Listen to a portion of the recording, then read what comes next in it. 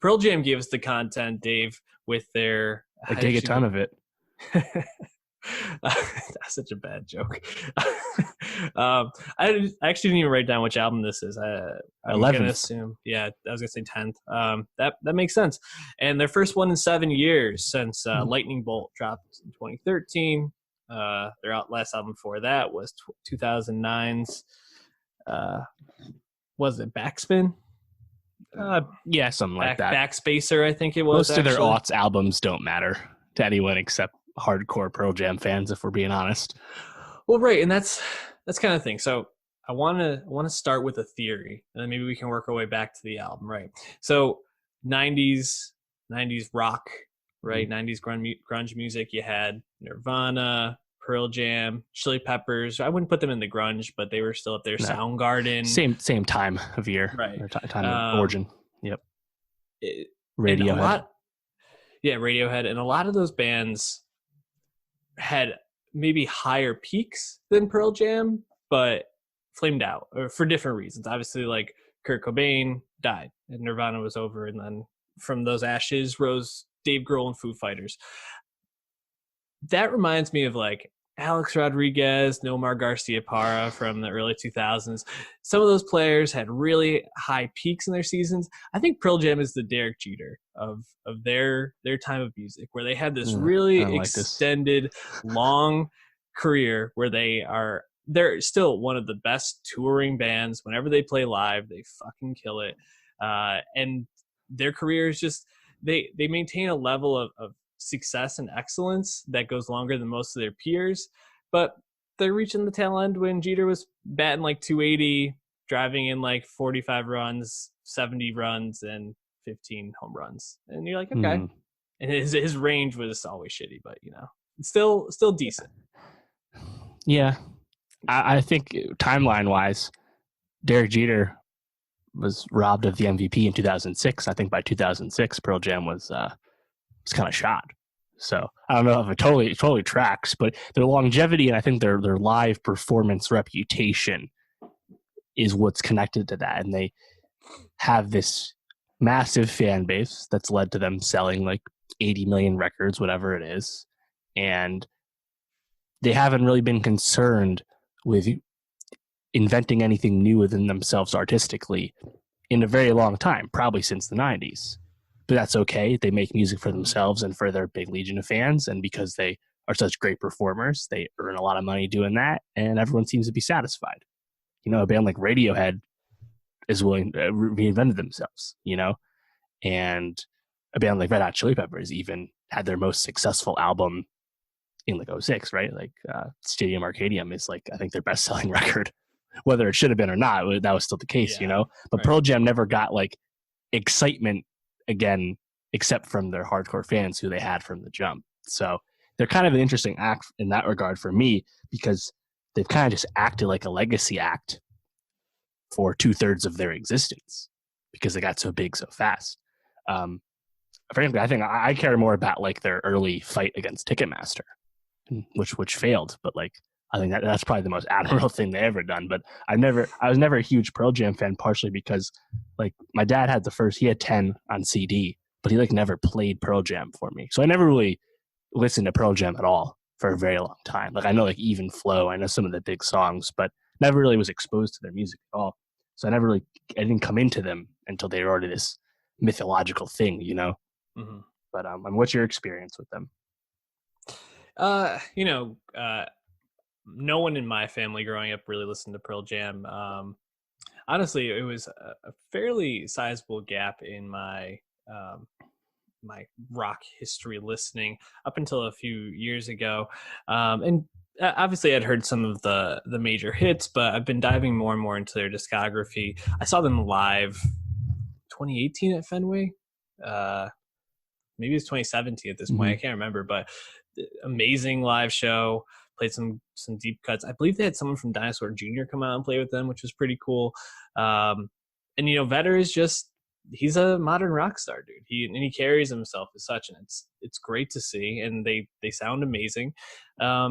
But I guess it was interesting because I was reading the Pitchfork review of Gigaton. I thought they made a pretty good point, which is, Pearl Jam came together and pretty quickly rose to be one of the biggest bands of the 90s. Mhm. And because of that, they never really had to like redefine their style or Yeah. redefine their sound. They kind of just were able to like float at this like high Yeah. level Like a and just legacy dominate. act. Right. Yeah. And so they rest their image on this like grungy like sound, but they're not really. There's a stadium filling anthem rock band, Yeah. and Would that's you what they call them are a jam band? in concert, but not in studio. Okay. Like they're not Yeah. like Fish, like they're a Right. lot tighter than that, at least in Like, so recording. they do really long live shows. Great, great, great experience for everyone, right? Mhm. What's like the disparity of old school Hall of Fame Pearl Jam songs versus their new stuff? Like I'm sure they sprinkle in the new out. They'll sprinkle in this new album, of course, because it's brand new, and they haven't had brand new stuff for the past who knows how many tours. But like, are they how much 2000s and on music are they even playing at these long ass sets? I I'm think sure it's they change it up, but it just feels like the jamming nature of the live stuff. Everyone just really cares about those unimpeachable early songs, and that's all you'd hear. But I'm just guessing. I never seen them. well, Pearl Jam, I think they have like anywhere from 15 to 20 songs that you probably recognize if you were to like look through the list. So like, yeah, obviously like Alive is probably their most popular song, Even Flow. But like songs like Last Kiss, Yellow Ledbetter, Better Man, Jeremy, like people know these songs. Daughter, people Mm-hmm. know.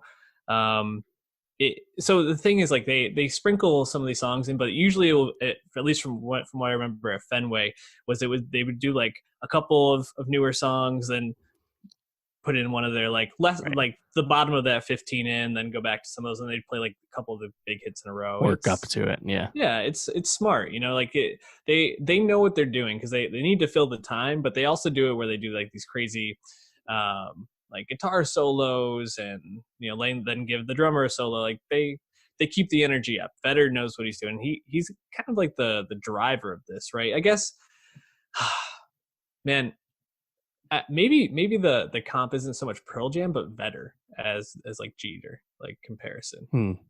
Because like Yeah, sure. he still fucking got it, and I think he sounds really great on Gigaton, which seems like it's maybe wasn't their most cohesive album attempt, but I think Vedder still gives a really great vocal performance throughout, and I think he is still top of his game in terms of uh, being a frontman. Yeah, for me, like his warble, which is very, very distinct, very unique, stands out. I just can't get into it, which is annoying because like they're like a big loud band. They have all the other rock elements I like, but for whatever reason, it's just like the vocals just don't do it for me. So Yeah. never been a big fan overall. Even if like their big hits, it's like it's just not the kind of rock I like. But it's kind of interesting because Gigaton, again, like we've been saying, is Pearl Jam not really reinventing the wheel. There's some modern, I think, lyrics, right? They're observing things. There's some pretty blatant references to Trump and stuff. But like, would you like this attempt, Pearl Jam? Kind of just do what they do, versus something like what Coldplay's done recently, where they try and like do something very different. Again, been around so long, rather than doing the same thing again, more or less, they do something else. Whereas Pearl Jam's like, yeah, we still got it. I'm Eddie Vedder. I'm a boss. Like, what do you prefer from like a late band like this? Like, do you want a Gigaton? I think it's an interesting comparison, right? Because Pearl Jam, as we kind of mentioned, have been so established for so long in their career, and Coldplay also came up very quickly and became very famous very quickly in early 2000s rock. But I think the thing with Coldplay is when they went to like Viva La Vida, they really reinvented themselves there. Right. And that evolution just continued to a more and more poppy sound. So there's been this constant evolution with Coldplay, whereas Pearl Jam has almost like defiantly been uh, has been resistant to trying something new and trying a new sound. And I do think they try some new things on here, like the lead single, was it Clairvoyant? Fuck, I lost it here on my page. Oh, yeah. What's it called? It's Clairvoyant. That's a funny name. Oh, Dance of the Clairvoyants. Yes. That's what it's called. Yes. There that's like that will stand out of their catalog forever. People are gonna hear that and be like, that was a Pearl Jam song? Like what year did they try that? Just the production on that is so different. It sounds a lot more modern, like rock.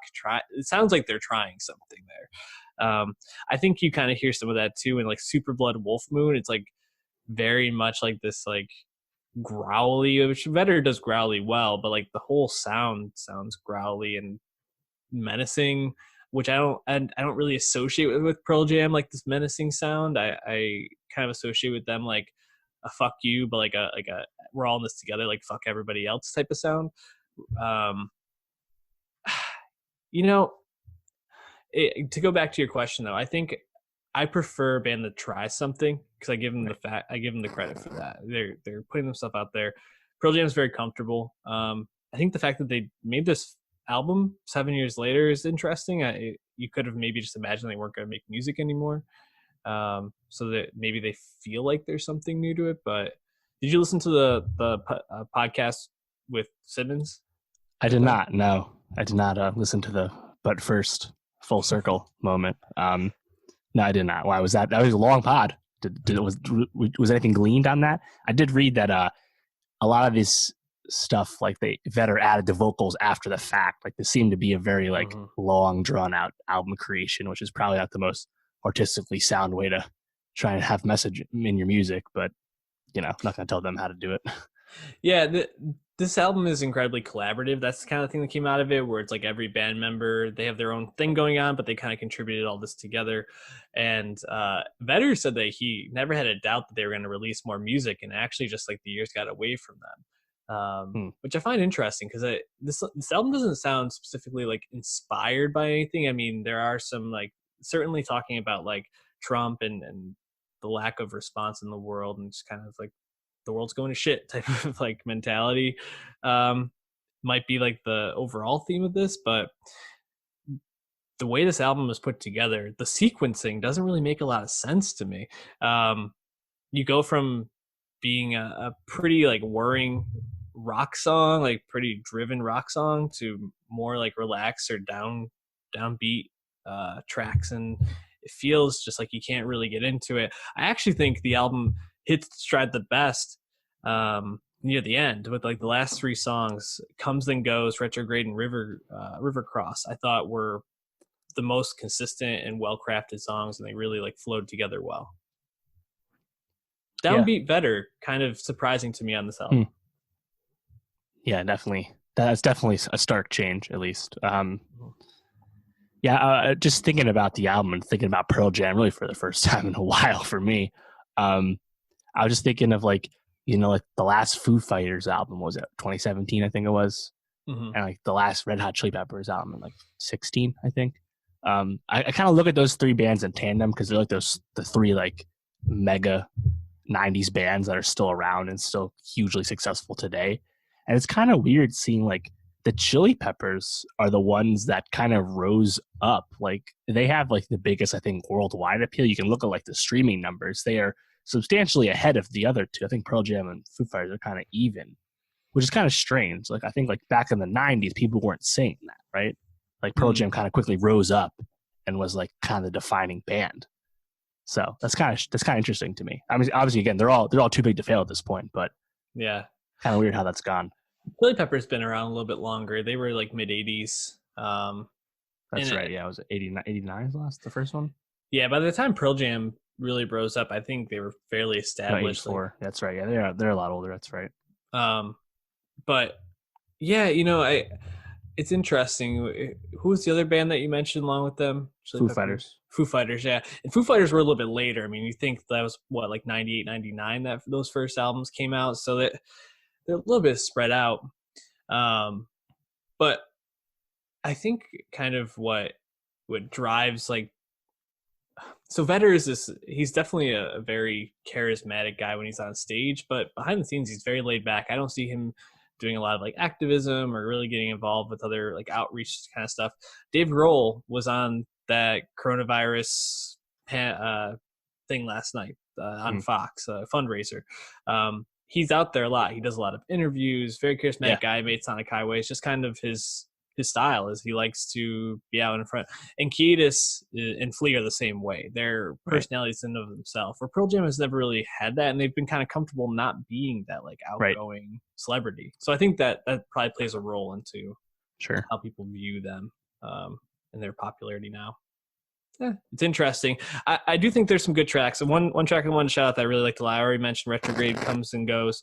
7 O'Clock, I also thought was a pretty good track. I'll be adding one of those to our Nowstalgia best of, so definitely go give it a listen.